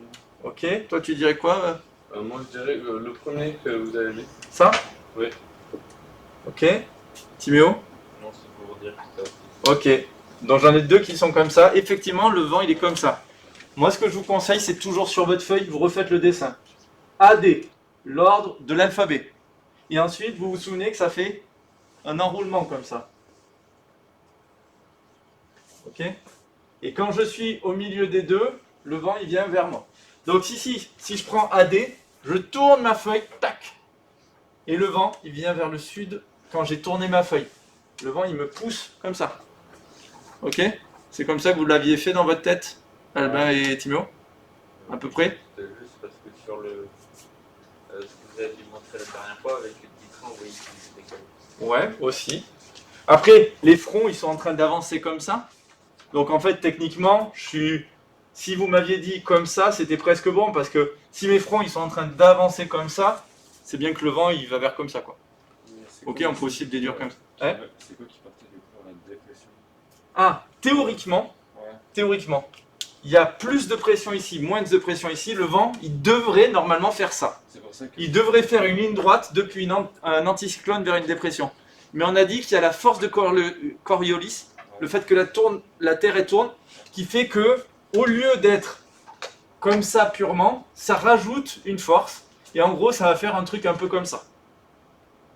En gros, tu prends la perpendiculaire à ça, et tu refais ce schéma-là. Là. Ouais, mais je pense que. Ça, il y a souvent des questions. On vous dit, je veux aller de Marseille à Caen, j'ai le vent de face. Est-ce que j'ai un anticyclone à ma gauche ou à ma droite? Voilà, ça c'est les questions souvent. C'est faire ce dessin-là, quoi. Ah oui. Vous avez dit que quand ça vient du nord, ça va descendre, et quand ça vient du sud, ça va Non, monter. j'ai pas dit ça. J'ai dit Expliquez-nous. sur la Terre, dans l'hémisphère nord. Dans l'hémisphère nord, j'ai ce principe-là. Quand j'ai un anticyclone, ça s'enroule de manière horaire autour de l'anticyclone. Quand j'ai une dépression, ça s'enroule de manière anti-horaire par rapport à une dépression. Ce qui veut dire que si je prends ça et que je le retourne,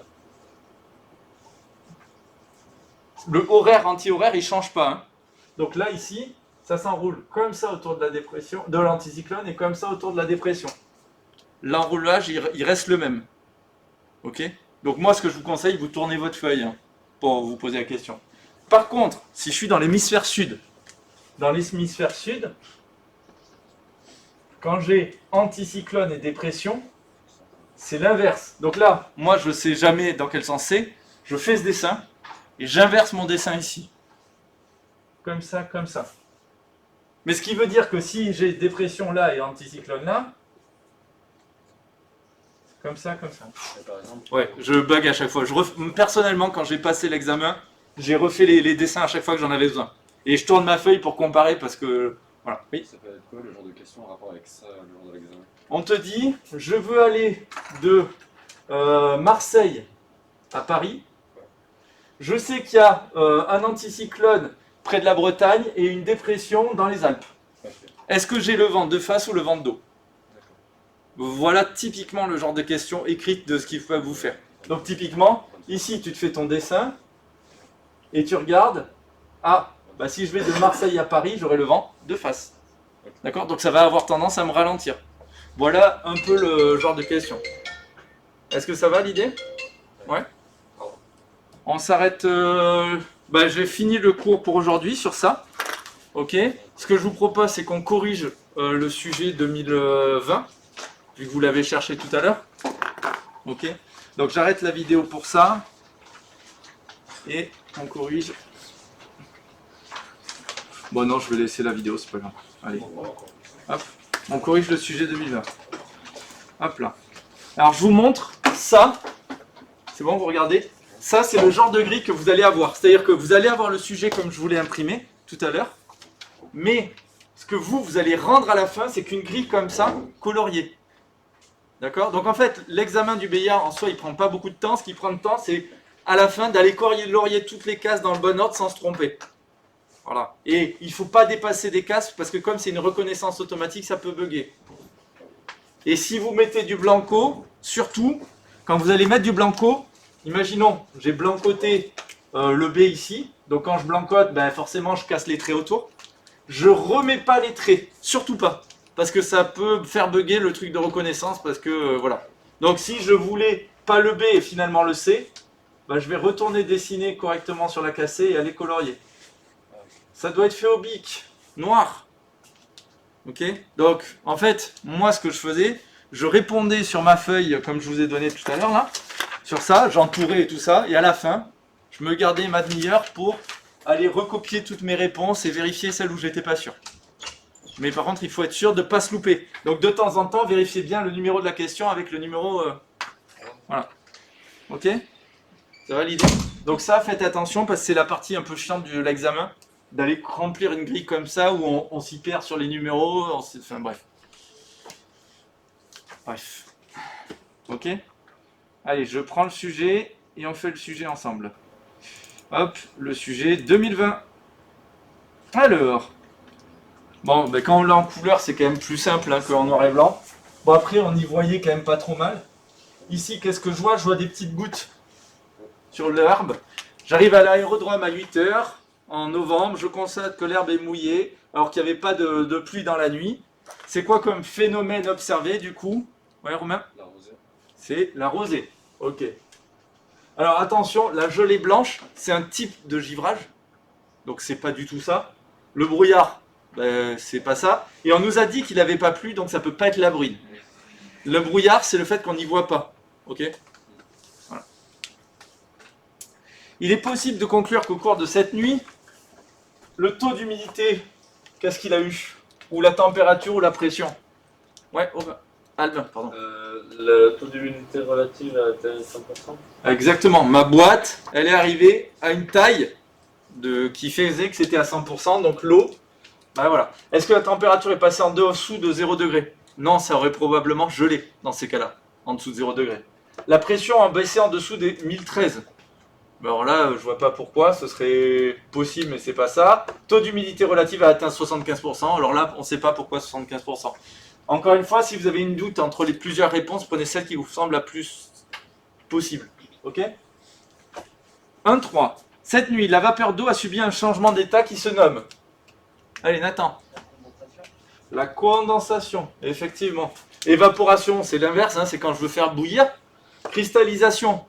C'est quand ça se transforme en cristal, mais c'est pas, ça fait même pas partie des changements d'état qu'on doit savoir pour l'eau. Hein. Sublimation, c'est quoi? Ouais. C'est quand ça passe du gazeux au solide ou du solide au gazeux? Du solide au gazeux, ouais. C'est instantanément, ça passe du solide au gazeux, c'est quand il y a énormément d'énergie. Clairement, c'est pas ça. Hein. Donc effectivement, ici, le plus simple, c'était condensation. Les instruments de mesure du vent en surface sont placés sur un pylône à 10 mètres. Donc, 10 mètres. Pourquoi? Est-ce que c'est pour échapper aux dégradations animales? Pourquoi pas? Mais 10 mètres, ça fait haut. Ouais, Donc, même si on l'avait mis à 2 mètres, déjà, ça aurait été suffisant, a priori. Il n'y a pas beaucoup plus d'animaux que 2 mètres. On n'est pas dans la savane non plus. Hein. Pour éviter les effets de la couche de frottement de surface. Ouais. Pourquoi pas? Pour être représentatif à l'échelle planétaire. Alors, qu'est-ce que ça veut dire? Ça, c'est... Ouais. Pour donner une information à un moment clé de l'atterrissage. Pourquoi pas si tous les instruments de mesure du vent étaient dans des aérodromes? Or, est-ce qu'il n'y a que dans les aérodromes qu'on a des instruments de mesure du vent? Non. La manche à air, elle est placée à une hauteur pour que, au moment de l'atterrissage, on ait des infos précises. Par contre, les instruments de mesure du vent, voilà. Alors ici, peut-être que vous avez répondu D, peut-être que vous avez répondu... Alors As, je pense qu'on peut l'éliminer parce que 10 mètres, c'est beaucoup trop pour juste les animaux. Vous auriez pu hésiter entre B et D. Je vous explique un petit peu ce qui se passe. Imaginons que ça, c'est le sol. Le vent vient de là. Qu'est-ce qui se passe si je prends une particule d'air qui touche le sol? Ouais. Elle est ralentie parce que... Ouais, techniquement, à l'endroit où elle touche le sol, comme le sol ne bouge pas, elle est presque à 0. Si je fais un zoom, zoom, zoom, zoom, zoom proche du sol, voilà, je prends ma particule d'air, je viens de zoomer sur ma particule d'air qui était là. Ce qui se passe, si je regarde le vent, il fait ça. Hop. Et là, par exemple, si ça c'était ma vitesse, voilà, là ça fait un trait comme ça. Hop. Proche du sol, je suis quasiment à 0, et plus je m'éloigne, plus c'est en train d'accélérer. En gros, c'est ce qu'était en train de nous dire Albin, c'est que proche du sol, le vent il est freiné, il touche le sol, quoi. Donc, ça, c'est ce qu'on appelle un effet de couche limite. C'est un peu comme sur les ailes, la vitesse à l'endroit où ça touche, en fait, c'est 0. Pile poil. Après, ça passe très rapidement à autre chose, mais du coup, la bonne réponse ici, alors, c'était pas facile, c'était la B. Ok ? Encore une fois, tant que vous éliminez les autres, vous avez une chance sur 2 d'avoir bon. C'est mieux qu'une chance sur 4. Ok ? Sur une carte de pression, la ligne qui joint les points d'égale pression, ça s'appelle comment, du coup, Corentin ? Une isobare. Une isobare. Effectivement. Isotherme, c'est quoi ? C'est la même température. Isocline, c'est la même altitude. Isophys, j'en ai pas la moindre idée. Bon, de toute façon, nous, les seuls qu'on avait vus, c'était isotherme et isobare. Et il y en a un, c'est lié à la pression, bar, et l'autre à la température. Donc voilà. Par élimination, question facile. L'expression marée baréométrique désigne, du coup, c'est à Timéo. Une zone où la pression varie peu. Et effectivement, c'est une zone où la pression varie peu. C'est quoi une zone ou un axe de basse pression ? C'est une dépression. C'est quoi une zone de haute pression ? Anticyclone. Ok.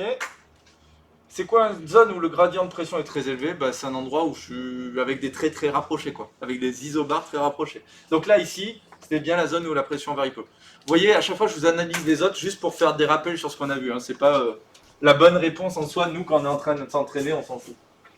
Enfin, on s'en fout. Non, on s'en fout pas, mais c'est l'explication qui va avec qui est intéressante. Ah, sur le schéma représenté ci-dessous, le numéro qui correspond au secteur chaud. Alors, faites bien attention. Les questions, des fois, on va vous demander le numéro qui correspond au front chaud. D'autres, le secteur chaud. Donc, il faut bien lire la question et pas se précipiter à chaque fois. Du coup, c'est à Émilie. Le secteur chaud, c'est le 3. C'est quoi le 1 ? Le 1, c'est l'air froid, je sais pas. Secteur froid antérieur. Parce qu'il est avant. Le 2, C'est au front chaud. front chaud. Le 3, on l'a dit. Le 4, C'est la traîne. ouais, ça s'appelle soit la traîne, soit le secteur froid postérieur. Parce qu'il est derrière. Ok. Et là, on a l'occlusion. Si vous en souvenez pas, vous pouvez le noter dessus. C'est bon pour tout le monde ? Ouais, Nathan, c'est bon ? Ok. Au niveau d'un front chaud, eh ben, on va demander, est-ce que Théo et Roman sont là encore ? Oui, oui. Allez Théo, au niveau d'un front chaud, qu'est-ce que je peux dire ? L'air chaud pousse l'air froid devant lui et passe au-dessus. Ok, il nous propose la réponse A. Donc moi, ce que je vous rappelle, c'est, regarde, je suis là, au niveau du secteur chaud. C'est l'air chaud qui avance. Donc là, j'ai de l'air chaud et j'ai de l'air froid. Qu'est-ce qu'il a tendance à faire, l'air chaud, par rapport à l'air froid ? Ouais. Donc il est au-dessus. Donc effectivement, quand l'air chaud avance, il va passer par-dessus l'air froid. Donc je vérifie, l'air chaud repousse l'air froid qui est devant lui. Bah oui, c'est un front chaud. Donc le front chaud, il pousse l'air froid qui est devant. Et l'air chaud, il pousse, mais l'air froid est plus lourd, donc l'air chaud passe un peu au-dessus. Donc c'est effectivement la réponse A. Moi perso, je fais toujours des petits dessins. C'est cool les petits dessins parce que c'est plus facile à visualiser. Ok ? On peut en faire le jour de l'examen. T'as le droit à du brouillon, donc oui. Ah ouais. Oui, t'as le droit. De toute façon, ce que tu rends, c'est que la grille finale. Ça, il le récupère pas. Ah, ok. Donc moi, perso, ce que je faisais, c'est que je faisais des tonnes de dessins à côté. Alors, s'il y en a pas besoin, il y en a pas besoin, mais quand il y en a besoin, au moins, on a de la place et on le fait. Roman, je sais pas si tu es là. Si. Ah, cool. Est-ce que tu peux nous faire la 1.9, s'il te plaît? Bah, du coup, j'aurais dit. Donc, il se Alors, place face au vent. Donc là, il y a l'avion. Hein. Putain, les avions ne s'améliorent pas. Hop là, c'est un avion, regarde. Oui, je t'écoute, Roman, pardon. Bah, du coup, j'aurais dit l'anticyclone sur sa droite et la dépression sur sa gauche. Non. Si. Alors, moi, perso, ce que je fais, avant de répondre à la question, je me refais mon dessin. Anticyclone, dépression. Et comme on est dans l'hémisphère nord, c'est chez nous, on refait le dessin correctement, qui est celui-ci. Ok? Qu'est-ce que je vois si je veux avoir le nord? Il se place face au vent, d'accord? S'il se place face au vent, ça veut dire que l'observateur, il se place ici, comme ça, face au vent. Donc, est-ce qu'il a l'anticyclone sur ça? Droite. Non, c'est sur elle. Non, sur sa gauche. C'est gauche, hein? Ok? Donc, il a l'anticyclone sur sa gauche et la dépression sur sa droite. Ok? Ça, c'est ma première technique. La deuxième technique, c'est de se dire D, c'est comme droite. Moi, j'aime pas, hein, mais bon, c'est... Ok. Est-ce que c'est bon, Roman, t'as compris? Oui, du coup, oui, merci. Voilà, donc faut toujours, c'est ce que je vous ai dit, hein, ces questions-là, refaites ce dessin. Partez toujours de ça et tournez votre feuille s'il y a besoin. Ok? Ok. Du coup, c'est à Romain. Romain, pardon. Je sais pas pourquoi Romain. Le phénomène rentrant le plus souvent en jeu dans la formation des nuages. Alors, le refroidissement d'une masse d'air humide par son soulèvement. J'ai une masse d'air humide, je la monte, elle se refroidit, ça veut dire que la taille de la boîte diminue, et donc le taux d'humidité augmente. Donc c'est possible. L'augmentation de la pression. Est-ce qu'on en a déjà parlé que les nuages ils se faisaient avec l'augmentation de la pression? Non, même peut-être au contraire. Le réchauffement d'une masse d'air saturée. Ça veut dire quoi? J'ai une masse d'air qui est à 100%, elle est saturée. Si je la réchauffe, est-ce que la boîte elle diminue ou est-ce qu'elle augmente?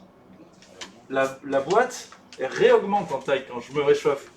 Donc en fait, est-ce que ça va être ça la bonne réponse? Surtout pas, ça c'est l'inverse. L'assèchement d'une masse d'air humide. Alors, si j'ai une masse d'air humide qui s'assèche, elle a moins d'eau. Si elle a moins d'eau, elle ne va pas faire un nuage. Hein. Donc, typiquement, ici quand on hésite, vous voyez que il nous reste que la A. Ouais. Donc vous voyez, il y a quand même quelques questions qui sont un petit peu plus dures que les autres. Après, on a quand même eu beaucoup de questions faciles. Donc normalement, en moyenne, on peut s'en sortir. Ok? C'est bon pour tout le monde? On passe à la 11.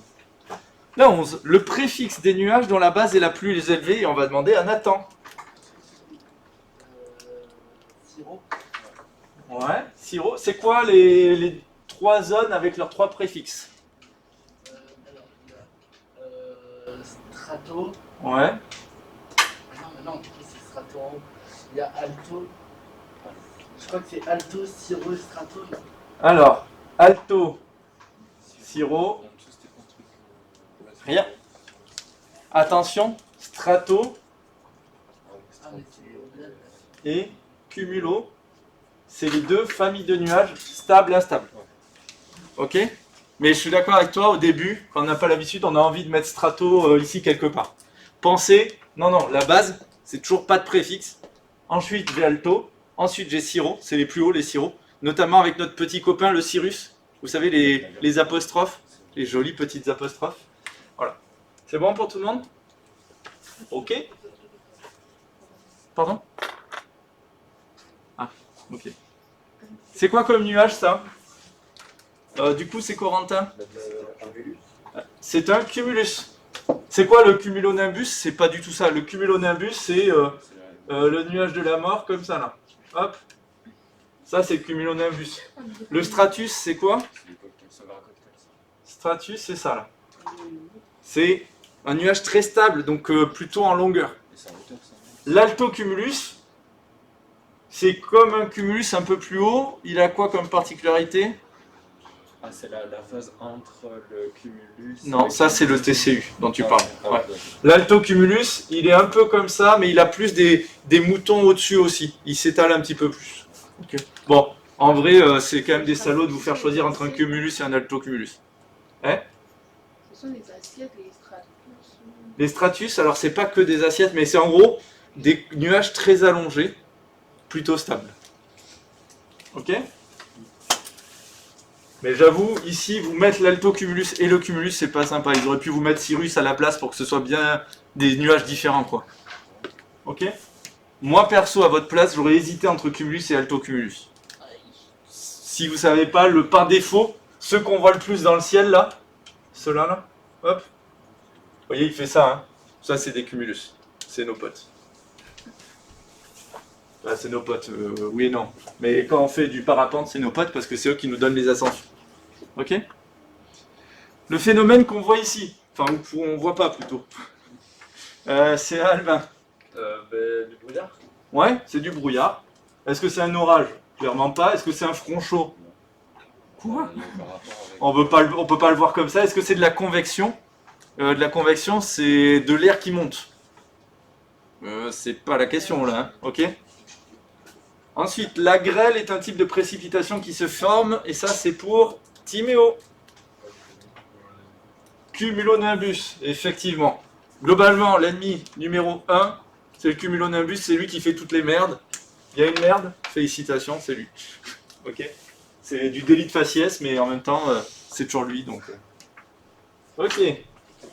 Cumulonimbus. Les courants de vent puissants que l'on rencontre à très haute altitude. C'est quoi? C'est pour Émilie. Hein? Courant de vent puissant qu'on rencontre à haute altitude. Ah, Altitude. C'est quoi le courant de vent qu'on a tout en haut qui est très fort? peut-être jet stream, je sais pas. Jet stream, qu'on appelle en français le courant de jet. Parce que c'est une traduction très belle. Il y a une question en français. Ok. que j'ai traduit la dernière fois. Le jet lag, c'est quoi? Nathan? C'est la différence de temps, enfin d'heure entre deux endroits différents. Exactement, c'est la différence de créneau horaire entre deux endroits, et notamment quand on dit je suis jet lagué, c'est que en gros on a l'impression qu'on veut dormir alors que c'est la journée à l'arrivée, juste parce que c'était la nuit dans notre pays de départ, quoi. Ça c'est pas bon. La tornade, what? Ok. La rafale, non, c'est des vents puissants, les rafales, ou c'est un type d'avion, mais en tout cas c'est pas un courant de vent puissant typique qu'on a à savoir. Ok. La brise de pente montante se forme en région, et ça c'est pour Romain. Je prends une montagne. À quel moment j'ai du vent qui monte comme ça? Moi j'ai une montagneuse et deux.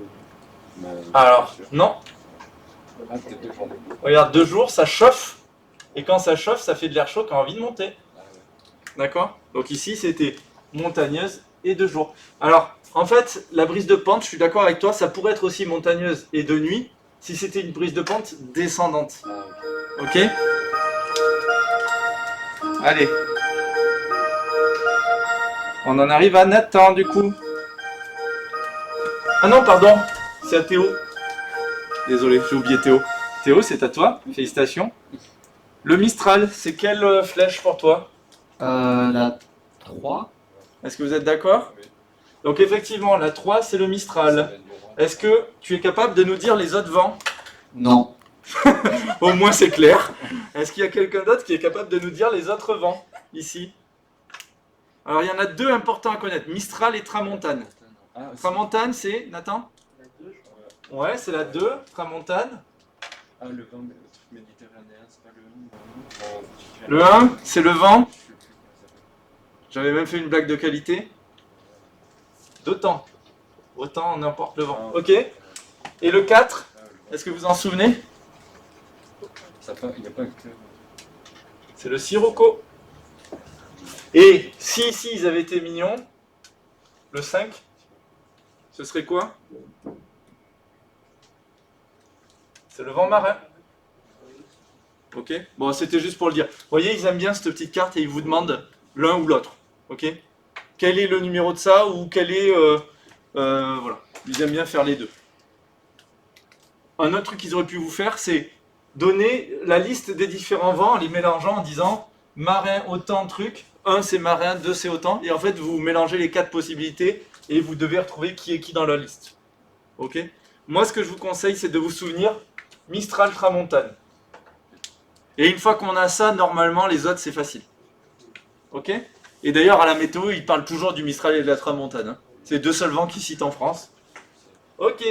Allez, on a presque fini et on s'arrêtera là. En pleine, dans les basses couches de l'atmosphère, des turbulences peuvent être générées par quoi? C'est à Corentin, je crois. Ah non, c'est à Romane, pardon. T'as pas que des questions faciles, hein, Romane, la pauvre. Est-ce que tu as une idée, Romane, pour la 18? J'aurais dit la convection. Est-ce que vous êtes d'accord? Alors, elle propose la convection. Ici, on cherche qu'est-ce qui peut provoquer des turbulences. Ouais.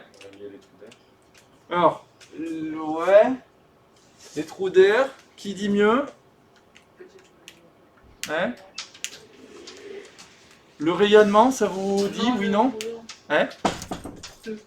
En vrai, moi je sais pas, hein. Alors, ce qui est sûr, c'est que c'est pas le brouillard. Ok. Est-ce que les trous d'air, Alors, les trous d'air, c'est quoi les trous d'air? les trous, Ça veut dire quoi? l'air qui a des trous? Ok, d'accord. Ouais. Alors, on va reprendre juste une seconde. La question ici, elle est hyper dure, parce qu'en fait, elle mélange plein de trucs. Elle mélange les causes et les conséquences.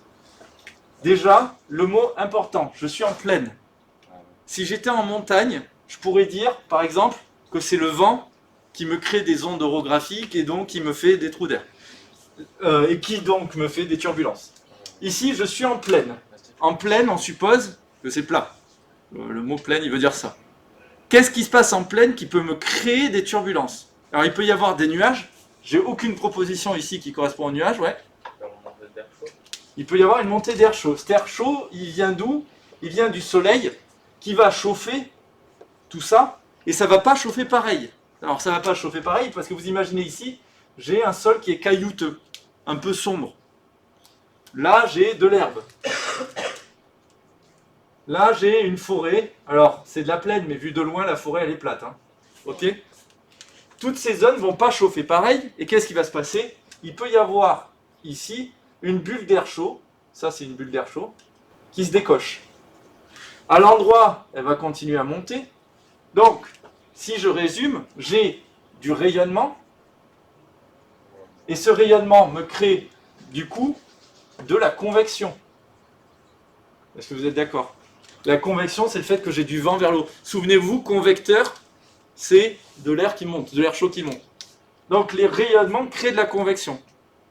Et, finalement, quand j'arrive ici, avec mon avion, ceci est mon avion, putain, ça va pas en s'améliorant, hein. Hop là. Ouais. Quand j'arrive avec mon avion, qu'est-ce qui se passe? La bulle d'air, comme elle monte, il y a des appels d'air qui descendent. En même temps que la bulle, elle monte. Donc moi, j'arrive. Je vais arriver dans une bulle d'air. J'ai un léger truc qui descend. J'arrive dans la bulle d'air, je suis repoussé vers le haut. Je ressors de la bulle d'air, je redescends. Et c'est ça, en fait, les turbulences. C'est, je prends une bulle d'air, j'ai fait ça. Tac, tac, tac. Je reprends une bulle d'air, tac, tac, tac. Et en fait, la bulle d'air, comme elle ne se fait pas exactement partout pareil, j'ai un peu des secousses. Voilà. Tout ça pour dire, une fois que je vous ai expliqué ça, bah en fait, la bonne réponse qui est attendue ici, ce serait la convection. Mais, on pourrait presque répondre, le rayonnement, ce serait pas con. Enfin, vous voyez ce que je veux vous dire, c'est que, ici, les trois, en fait, ils sont pas cons, quoi. Du coup, c'est des questions de papier. Ça, c'est une question à la con. C'est une question qui n'a rien à foutre dans un examen d'initiation. Parce que la différence entre les trois, déjà, même moi, un élève qui me répond un des trois, ça me semble pas con en fait. Bon, le brouillard, c'est sûr que ça me semble con, mais les trois autres, voilà. Le problème du BIA, c'est ça. Donc si vous voulez, on va voir la correction. Et là, on va voir la question 17. Question 17, eux, ils ont répondu la C. Voilà. Et il y a des fois, le seul moyen de savoir la bonne réponse... Ah merde, c'est la question 18, je suis un connard. Question 18, ils ont répondu la C aussi. Bon, je m'étais juste trompé de livre. Mais il y a des fois où moi, il y a eu des fois où avec le corrigé officiel, on n'est pas d'accord, nous, les instructeurs. Ça arrive, hein. Ok? Donc, il ne faut pas se formaliser, on le sait. Là, l'avantage, c'est que l'année dernière, ils ont mis 22 questions. Au moins, s'il y a des questions à la con comme ça, ben, ça vous fait des points, on s'en fout de la question et on passe à autre chose, quoi. Et il y a des années où le corrigé était faux aussi. C'est-à-dire qu'il y avait des trucs qui n'étaient pas clairs. Ou les prénoms, dans l'histoire, ils s'étaient trompés de prénom. Voilà. Donc si c'est pas le bon mec, qu'est-ce que tu veux répondre? Qu'est-ce qu'il a fait dans la vie, quoi? Et ça accordait les points du coup. Ça dépend des années. Mais oui, dans l'idée, des fois la question était annulée. Voilà. Allez, on a fini. C'est quoi le principal danger induit par le brouillard sur le vol? Alors là, ça, ces questions-là, elles puent la merde. Elle va retomber plein de fois. Et il y a des fois, les réponses, elles sont pareilles, un peu mélangées. Il y a plusieurs réponses possibles. Il faut prendre le principal danger. C'est quoi le problème du brouillard? Le premier, La visibilité. c'est la visibilité. Et ensuite, il peut y avoir le gel et tout ça. Mais le premier, c'est toujours la visibilité. Donc, diminution de la visibilité. Bien sûr, après, j'ai des problèmes de performance, j'ai des problèmes d'autres choses. Mais le premier que j'ai toujours, c'est la visibilité. Parmi les éléments suivants, une conséquence possible du givrage, c'est quoi? Est-ce que je gagne de l'altitude? Alors là, c'est bien parce que ça, on est sûr que c'est pas ça. Est-ce que j'altère mes profils aérodynamiques? Alors, altérer, ça veut dire modifier. Ça veut pas dire ni en bien ni en mal, ça veut dire modifier. Donc, oui, on se le garde en idée. Est-ce que ça améliore les performances de l'aéronef? Donc là, on est sûr que non. Est-ce que ça diminue la traînée? Non, ça aurait tendance à l'augmenter. Donc on est sûr que c'est pas celle-là. Donc maintenant qu'on a éliminé les autres, c'était sûr que c'était la B. Voilà. Est-ce qu'il y a des questions sur tout ça? Ça va? On gère. Ouais. Vous voyez que les questions, finalement, on a vu beaucoup de choses dans ce module. Les questions, bon, mis à part une ou deux qui sont complètement hyper connes, mais dans l'ensemble, elles sont pas infaisables. Ok?